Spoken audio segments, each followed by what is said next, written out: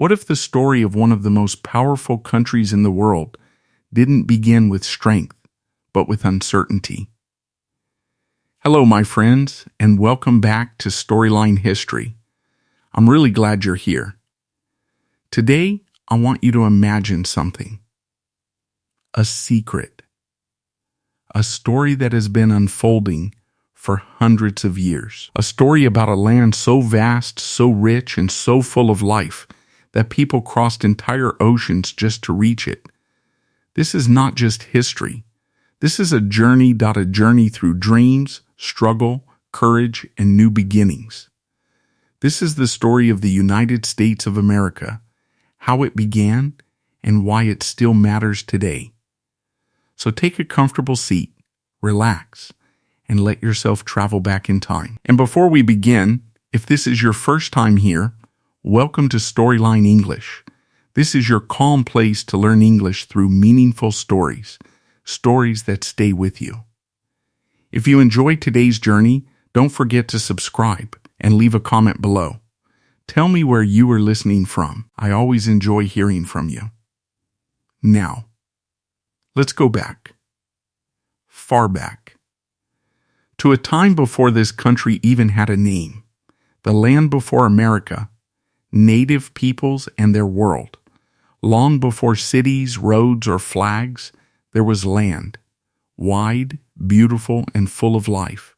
From cold northern mountains to warm southern shores, this land stretched endlessly. There were rivers that flowed for miles, forests that touched the sky, and plains that seemed to have no end. But this land was never empty. For thousands of years, people lived here.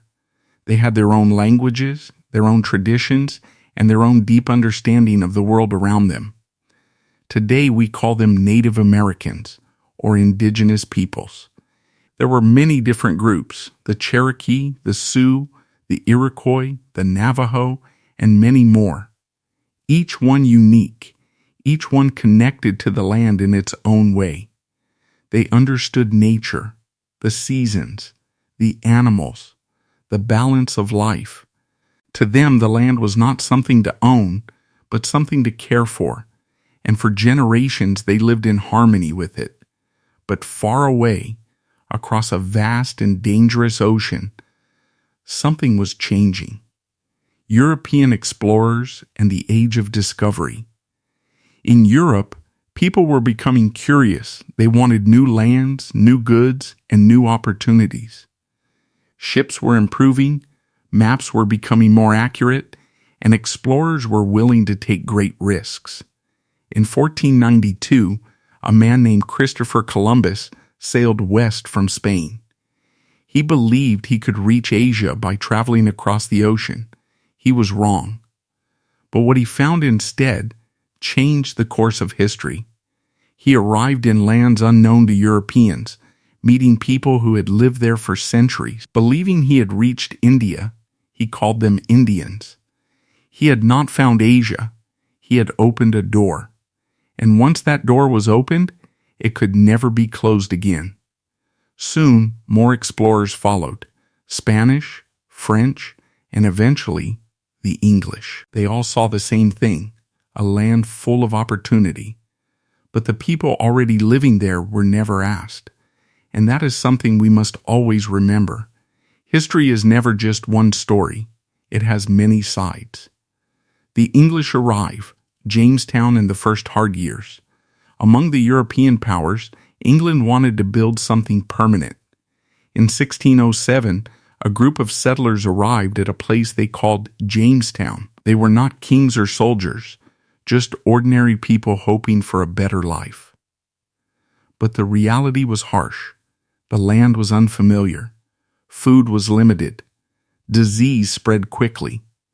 In the first year, more than half of them died. It was a time of fear and survival. Those who remained had to learn quickly. They learned how to grow crops, how to survive in a new environment, and importantly, they received help from Native Americans.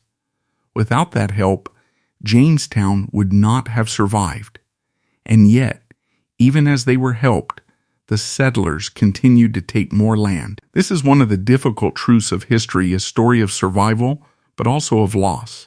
The 13 colonies building a new life. Over time, more settlers arrived. Small settlements grew into larger communities. By the early 1700s, there were 13 colonies along the eastern coast, all controlled by England. The people living there were called colonists. They came for different reasons: freedom, opportunity, or survival. Some came by choice. Others, like enslaved Africans, were brought by force. This was one of the darkest parts of this history. Slavery caused deep suffering and left lasting scars. And it is important that we do not ignore it, but for many colonists, life began to feel different. There was space, opportunity, and slowly a new identity began to form. They were no longer just English. They were becoming something new. American. Taxes, anger, and the Boston Tea Party.